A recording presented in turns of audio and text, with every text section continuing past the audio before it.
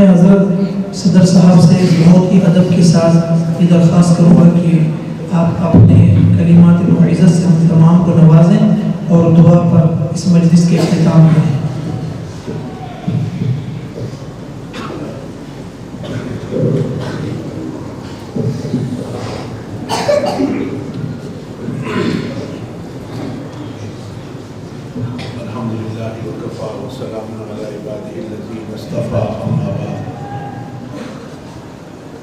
اعوذ باللہ من الشیطان الرجیم بسم اللہ الرحمن الرحیم خیرکم من تعلم القرآن وعلمہ او کما قال علیہ الصلوۃ والسلام۔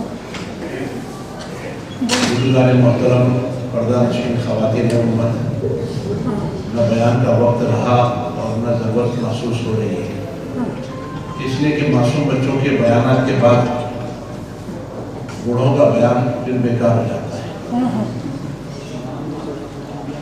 ان بچوں نے جس طریقے سے پروگرام پیش کیا، آپ لوگ شروع سے آخر تک دیکھتے اور سنتے چلے آئے، میں صرف اتنا کہوں گا کہ ہمارے اور آپ کے آقا صلی اللہ علیہ وسلم نے فرمایا خیرکم من تعلم القرآن وعلمہ، تم میں بہتر وہ ہے جو قرآن سیکھے اور دوسروں کو سکھائے۔ نبی علیہ الصلوۃ والسلام نے جو قرآن حضرت جبرائیل علیہ الصلوۃ والسلام کے ذریعے غار حرا میں مقدس نبی کے مقدس سینے پر مقدس فرشتے کے ذریعے مقدس کلام اللہ رب العزت نے اتارا، اقرأ بسم ربک الذی خلق، پڑھیے آپ اپنے رب کے نام سے جس نے آپ کو پیدا کیا۔ اللہ رب العزت نے پچھلے انبیاء علیہ السلام پر جو کتابیں اور صحیفے اتارے، کسی کو پہاڑ پر اتار دیا، کسی کو آسمان سے اتار دیا، لیکن قرآن ایک ایسی مقدس کتاب ہے کہ اللہ رب العزت نے تھوڑا تھوڑا کر کے جبرائیل کے ذریعے جناب محمد رسول اللہ صلی اللہ علیہ وسلم کے سینے پر اتارا، اور آپ نے دیکھا معصوم بچوں نے قرآن پاک حفظ کیا۔ اللہ رب العزت نے اس کی حفاظت کا وعدہ بھی خود لیا، اِنَّا نَحْنُ نَزَّلْنَا الذِّكْرَ وَإِنَّا لَهُ لَحَافِظُونَ، ہم ہی نے قرآن اتارا اور ہم ہی اس کی حفاظت کریں گے۔ کس کے ذریعے کروائیں گے؟ ایسے معصوم بچوں کے ذریعے کروائیں گے جن بچوں پر ان کے ماں باپ کو بھی بھروسہ نہیں ہے اور اللہ ان پر بھروسہ کر رہا ہے۔ ایسے معصوم بچے جن پر نہ ان کی ماں بھروسہ کرتی ہے نہ ان کا باپ بھروسہ کرتا ہے۔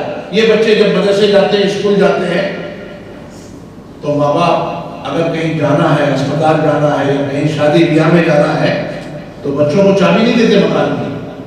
ہو سکتا ہے یہ آئے گا کھلا چھوڑ دے گا، گیس چالو چھوڑ دے گا، دروازہ کھلا چھوڑ دے گا، پڑوسی کیا چابی دے کے میرا بچہ آئے گا دروازہ کھول کر کے اس کو، اور اس کے بعد جب وہ کھا پی لے پھر تالا مار دے گا۔ لیکن اللہ رب العزت نے ان معصوم بچوں پر کتنا بڑا بھروسہ کیا ہے کہ اپنے قرآن کو ان کے سینے کے اندر محفوظ کر دیا، اور محفوظ کرنے کے بعد فرمایا کہ ہم ایسے معصوم بچوں کے ذریعے حفاظت کر رہے ہیں، سینہ در سینہ، سینہ در سینہ۔ یہ قرآن قیامت تک اسی طریقے سے منتقل ہوتا رہے گا، اور اللہ ان معصوم بچوں کے ذریعے ان کی قرآن پاک کی حفاظت کروائے گا۔ ایک دور تھا احمد آباد کی سامرپتی ندی کے اندر، اس ندی کا پانی کالا ہو چکا تھا۔ قرآن پاک کی روشنائی احادیث کی کتابوں سے جب مراٹھوں نے یہاں پر مسلمانوں پر ظلم کیا اور یہاں کے بڑے بڑے کتب خانے تھے اٹھا کر کے سامرپتی ندی میں ڈالا، اور وہ یہ سمجھتے تھے کہ ہم قرآن پاک کو جلا دیں گے، ڈال دیں گے، ختم ہو جائے گا۔ لیکن جب معصوم بچوں کے سینے کے اندر قرآن پاک اللہ نے جو محفوظ کیا تھا، جب اس کو دیکھا تو وہ بھی ہمت ہار گئے۔ اللہ رب العزت نے قرآن کی حفاظت کا وعدہ لیا ہے، اور خود قرآن کی حفاظت اللہ ان معصوم بچوں کے ذریعے کروا رہا ہے۔ میرے عزیزوں، اللہ رب العزت نے ان کو بہت بڑا مقام دیا ہے۔ آج ہمارا حال یہ ہو چکا ہے کہ باپ مرتا ہے، ماں مرتی ہے، جس نے 9 مہینہ پیٹ میں رکھا، 2 سال تک چھاتی سے دودھ پلایا، گیلے میں سوئی، سوکھے میں اس کو سلایا، وہ بیٹا جب بڑا ہوتا ہے تو ہم نے اپنی آنکھوں سے دیکھا، آپ لوگوں نے بھی دیکھا ہوگا اور دیکھ لینا ایسا نہیں کہ دیکھا ہوگا، میں پچھلے زمانے کی بات نہیں کر رہا ہوں، حال کی بات کر رہا ہوں۔ جب وہ ماں مرتی ہے تو بیٹا مسجد کے باہر کھڑا ہوتا ہے اور یہ کہتا ہے میں ناپاک ہوں۔ جنازے کی نماز کو اس کی توفیق نہیں ہوتی اس کی۔ جس دن اس کی ماں مری ہے اس کا بیٹا ناپاک ہے، کہہ رہا ہے کہ میں نے غسل نہیں کیا۔ جب ماں کے مرنے پر وہ پاک نہیں ہے تو کس دور میں وہ پاک ہوتا ہے؟ وہ اپنے باپ کے جنازے پر بھی جو ہے عام آدمی جنازے کو کاندھا دے رہے ہیں، دفنا رہے ہیں، جنازے کی نماز پڑھ رہے ہیں، لیکن سدا بیٹا جو ہے باہر کھڑا ہے۔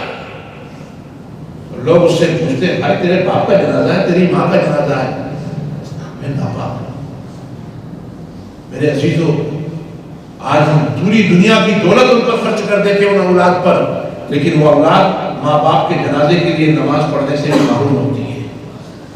اور یہی حافظ قرآن حدیث پاک میں آتا ہے، جناب محمد رسول اللہ صلی اللہ علیہ وسلم نے فرمایا جب حافظ قرآن بچہ کسی قبرستان سے گزرتا ہے، مسلمانوں کے قبرستان سے نہیں، غیروں کے قبرستان سے، اتنی دیر کے لیے اللہ رب العزت قبرستان والوں پر سے عذاب کو ہلکا کر دیتے، روک دیتے کہ میرا قرآن کا جو ہے محافظ جا رہا ہے۔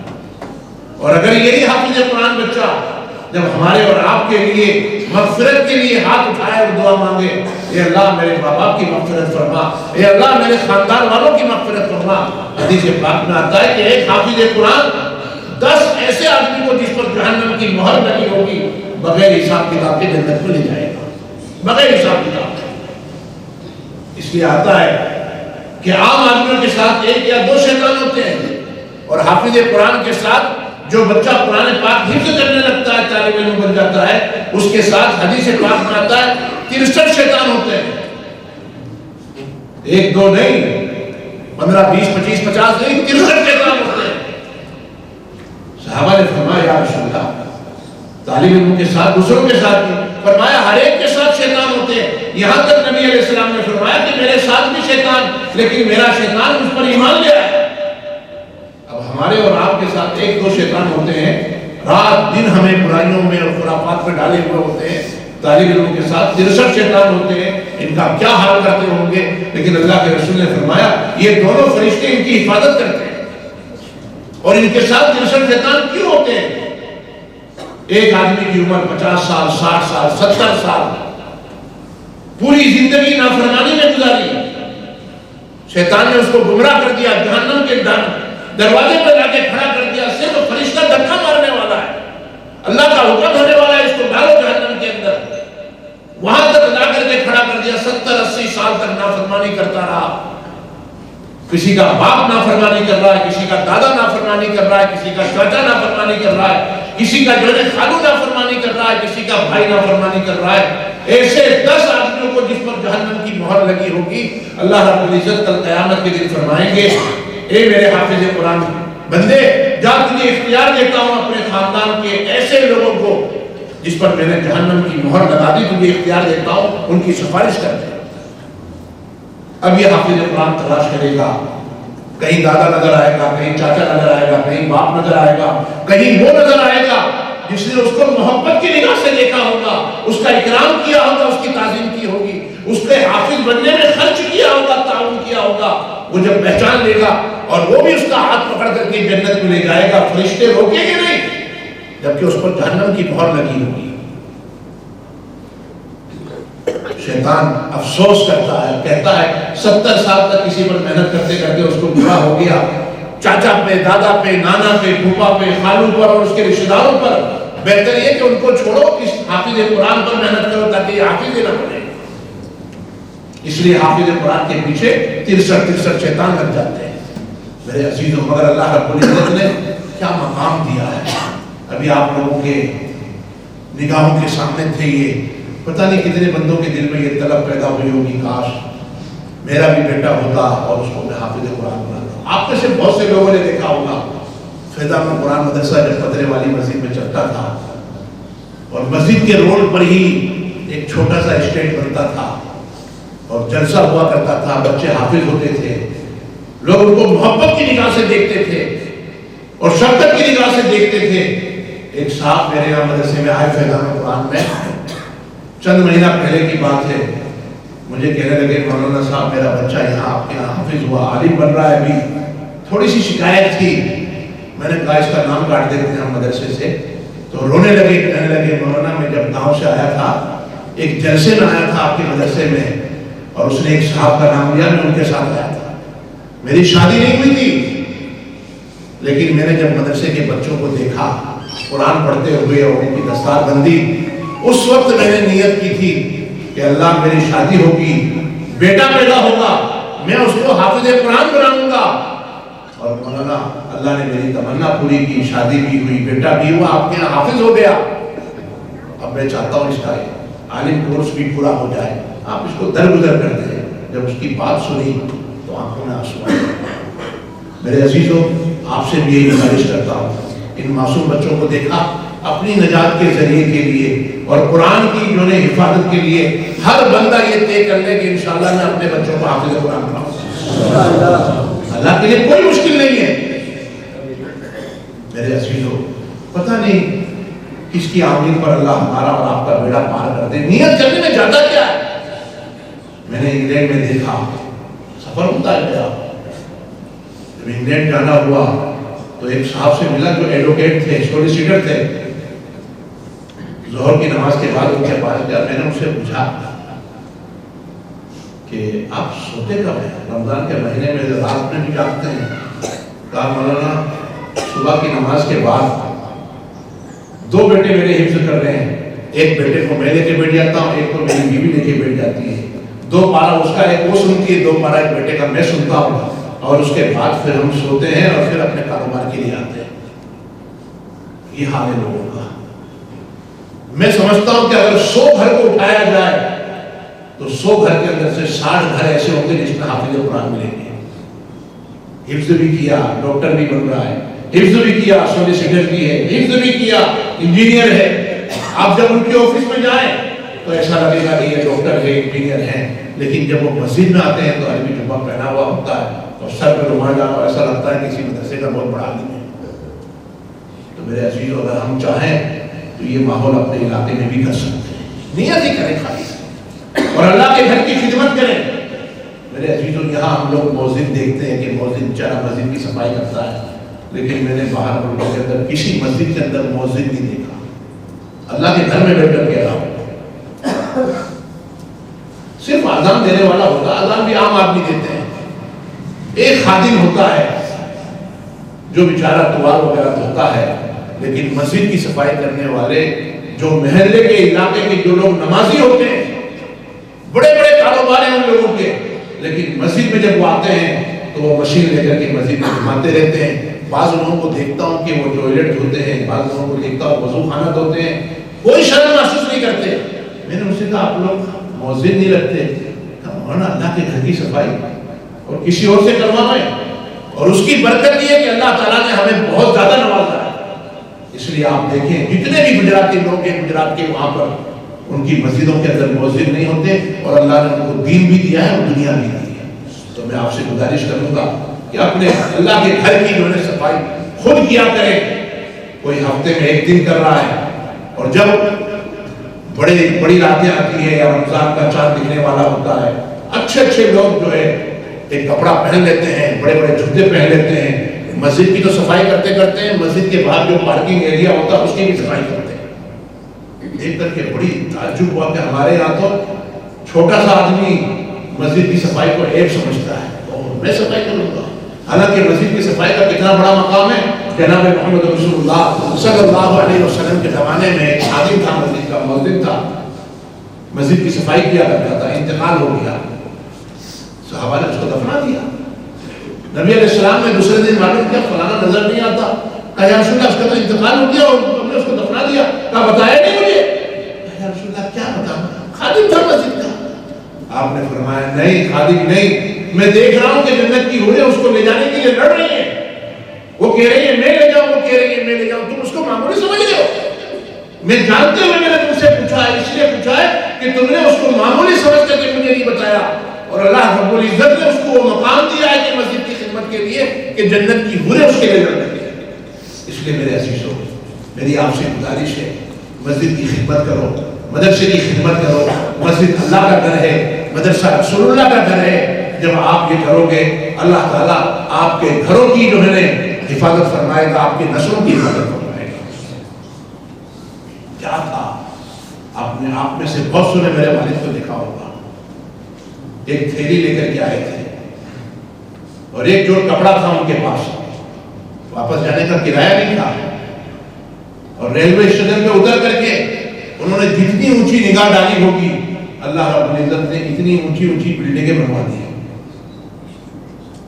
تو اچھا تھا کہ انہوں نے ٹوپی گرنے کا خطرہ محسوس کیا ہوگا، نہیں تو سیدھی منڈی کی ہوتی تو ٹوپی گر جاتی۔ لیکن جتنی انہوں نے نگاہ اونچی کی ہوگی آسمان کی طرف، اللہ رب العزت نے ان کی برکت سے آج الحمدللہ اتنی اونچی اونچی عمارتیں بنوا دی۔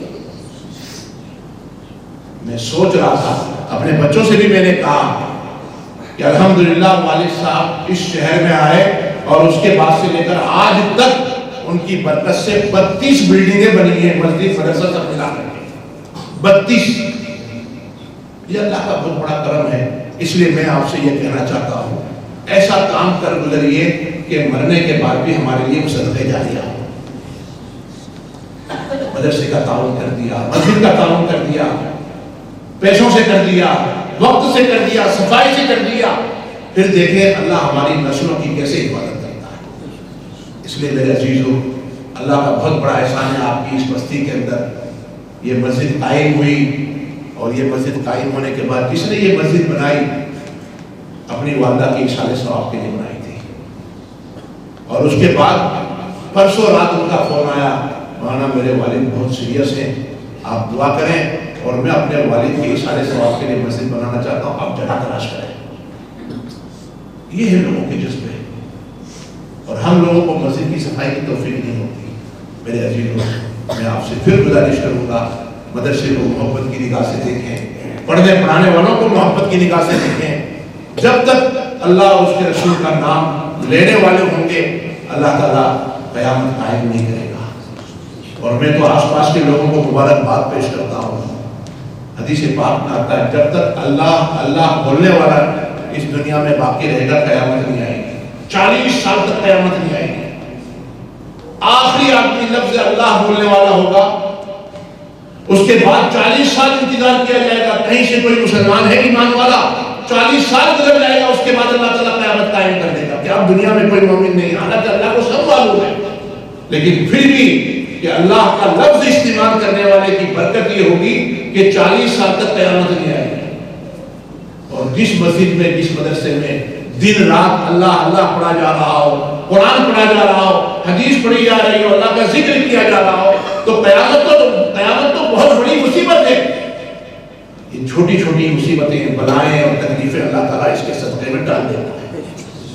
تو آپ لوگ خوش نصیب ہیں کہ آپ کی بستی میں، آپ کے علاقے میں مدرسہ ہے، مسجد ہے، اور مدرسہ بھی حضرت عائشہ صدیقہ رضی اللہ تعالیٰ عنہ پر منسوب ہے۔ اس لیے میرے عزیزو، یہ مسلمانوں کی ماں اور پاکیزہ ماں ہے۔ جناب محمد رسول اللہ صلی اللہ علیہ وسلم کی شریعت کو، نبی علیہ السلام کے دین کو جتنا حضرت عائشہ کے ذریعے امت میں پہنچا ہے، کسی اور کے ذریعے نہیں پہنچا۔ اس لیے میں آپ سے گزارش پھر کروں گا، اللہ تعالیٰ مجھے بھی اور آپ کو بھی عمل کی توفیق دے۔ اپنے پڑھانے والوں سے محبت کریں، اپنے جو ہے مسجد میں پڑھنے والے اور مدرسے میں پڑھنے والے طلباء اور طالبات سے محبت کریں۔ ہر بندہ اور بندی یہ طے کرے کہ انشاءاللہ اللہ مجھے اولاد دے گا تو میں اپنے بچے کو حافظ قرآن بناؤں گا، حافظ قرآن بناؤں گی۔ یہ نیت کرے، جب بچہ ہوگا تب ہوگا، اللہ تعالیٰ ثواب ابھی سے چالو کر دے گا۔ اور ورنہ تو ہوگا یہ رات دن محنت کر کے کمایا اور اپنے اولاد کے لیے مکان بھی بنا دیا، کاروبار بھی کر دیا، لیکن جب مرے تو وہ اولاد بیچاری جنازے کی نماز کے لیے کھڑی نہ ہو سکی کہ بھئی آج تو میں نافع۔ اللہ ایسی اولاد سے بھی ہماری حفاظت فرمائے۔ اس لیے آپ کو میں مبارکبادی پیش کرتا ہوں، مولانا عزیز الرحمان صاحب کو اور مولانا تابش کو اور تمام اساتذہ اکرام جنہوں نے یہ محنت کی ہے اور یہ قربانیاں دی ہیں۔ یہ معمولی قربانی نہیں ہے، بہت بڑی قربانی ہے۔ اللہ تعالیٰ ان کی قربانیوں کو قبول فرمائے، ان کی نسلوں کے اندر اللہ تعالیٰ دین کو زندہ اور تابندہ رکھے۔ اور آپ حضرات نے بھی اس کا جو تعاون کیا، جو انعامات دیے گئے معمولی نہیں ہے، بہت بڑا انعام ہے۔ اللہ تعالیٰ اس کا بہترین بدلہ آپ کو دنیا اور آخرت میں عطا فرمائے۔ آپ نے اپنی طاقت کے مطابق دیا، اللہ اپنی شان کے مطابق آپ کو عطا فرمائے۔ تو ایسا ہے کہ ایک بادشاہ کے دروازے پر ایک بیچارہ فقیر پہنچا اور کہنے لگا مجھے تھوڑا سا شہد چاہیے، تھوڑا سا شہد چاہیے مجھے. تو نوکر آیا اور پوچھا کیا بات ہے؟ کہا کہ پورے ملک میں پورے شہر میں شہد مل نہیں رہا ہے، مجھے اپنے بچے کے علاج کے لیے شہد کی ضرورت ہے. حکیم نے کہا تھوڑا سا شہد لے آؤ، میں یہ کٹوری لے کر کے آیا ہوں، بادشاہ کے خزانے میں اگر شہد ہو تھوڑا سا شہد دے دو. وہ کٹوری لے کر کے خادم جو ہے بادشاہ کے پاس گیا اور کہا کہ حضور کوئی بیچارہ غریب آدمی تھوڑا سا شہد مانگ رہا ہے. اس نے کہا یہ جو 2 بیرل ہے یہ دے دو. بڑے بڑے ڈرام جو اٹھا کر کے بولے حضور اتنا سا مانگ رہا ہے. بولے بیچارہ غریب آدمی وہ اپنی طاقت کے مطابق مانگ رہا ہے، میں اپنی شان کے مطابق دوں گا. تو جب دنیا کا بادشاہ اپنی شان کے مطابق دیتا ہے، آپ نے ان بچوں کو اپنی طاقت کے مطابق انعام دیا، اللہ اپنی شان کے مطابق آپ کو اس کا بہترین بدلہ عطا فرمائے. وآخر دعوانا الحمدللہ رب العالمین. دعا کرتے ہیں اللهم صل على سيدنا ونبينا وشفيعنا وحبيبنا وطبيبنا ومولانا محمد وبارك وسلم. ظلمنا انفسنا وان لم تغفر لنا وترحمنا لنكونن من الخاسرين. یا اللہ ہمارے گناہوں کو معاف فرما، ہماری خطاؤں کو درگزر فرما. یا اللہ یہ بچے اور بچیوں نے جو قرآن پڑھا ہے، تیرے دین کو جو ہے زندہ کرنے کے لیے جو محنتیں کی ہے، یا اللہ اس کو بے انتہا قبول فرما. یا اللہ اس مجمع کے اندر کچھ سفید داڑھی والے، کچھ سفید بال والے مرد بھی ہیں عورتیں بھی ہیں. یا اللہ کسی ایک کی سفید بال کو تو قبول کر کے ہماری اس دعا کو قبول فرما. مولا کریم ہمیں دعا مانگنا نہیں آتا، جو مانگا وہ بھی عطا فرما، جو مانگنے سے رہ گیا وہ بھی عطا فرما. مولا کریم اس مدرسے کو خوب ترقی عطا فرما، خوب ترقی عطا فرما. اس میں پڑھنے پڑھانے والوں کو قبول فرما، اس میں تعاون کرنے اور کرانے والوں کو قبول فرما، ان کی نسلوں کو قبول فرما. یا اللہ جو بیمار ہیں ان کو تندرستی عطا فرما، جو پریشان ہیں ان کی پریشانیوں کو دور فرما، جو مقروض ہیں ان کے قرضوں کو غیب سے پورا فرما، جو بے اولاد ہیں ان کو اولاد صالح عطا فرما، جو بے روزگار ہیں ان کو رزق حلال عطا فرما. مولا کریم جو بہن بیٹیاں گھروں کے اندر جوان ہو چکی ہیں ان کو نیک صالح جوڑا نصیب فرما. مولا کریم ان کو نیک صالح جوڑا نصیب فرما. ہمیں ہماری اولاد کو عالم اور حافظ بنانے کی توفیق عطا فرما. مولا کریم دین پر چلنے کی ہمیں توفیق عطا فرما، نماز کا پابند بنا دے. مولا کریم قرآن کی تلاوت کرنے والا بنا دے، دین پر چلنا آسان کر دے. ہماری اولاد کو ہماری آنکھوں کی ٹھنڈک بنا. مولا کریم اولاد کو نہ ماں باپ کا نافرمان نہ بنا. مولا کریم ہمارے آپس میں محبت اور مودت نصیب فرما. مولا کریم بہت سے لوگ بے روزگار ہیں، اپنے خزانے غیب سے ان کو رزق حلال عطا فرما. مولا کریم ہماری دعاؤں کو مانگ اپنے فضل و کرم سے اور جناب محمد رسول اللہ صلی اللہ علیہ وسلم کے صدقے اور طفیل میں قبول فرما. سبحان ربک رب العزت عما یصفون وسلام علی المرسلین والحمد للہ رب العالمین برحمتک یا ارحم الراحمین. باقی ہم تمام حضرات کا بہت ہی شکر ادا کرتے ہیں کہ آپ نے اپنا قیمتی وقت اس کام پروگرام کو کامیاب کرنے کے لیے دیا. اللہ تعالیٰ تمام لوگوں کی تمام جائز مقاصد کو پورا فرمائے. جن لوگوں نے مالی تعاون دیا اللہ تبارک و تعالیٰ کے مال میں برکت عطا فرمائے. ایک دوست کی ایک رشتہ دار خاتون بہت ہی زیادہ بیمار ہے، اللہ تعالیٰ ان کو شفا کاملہ عطا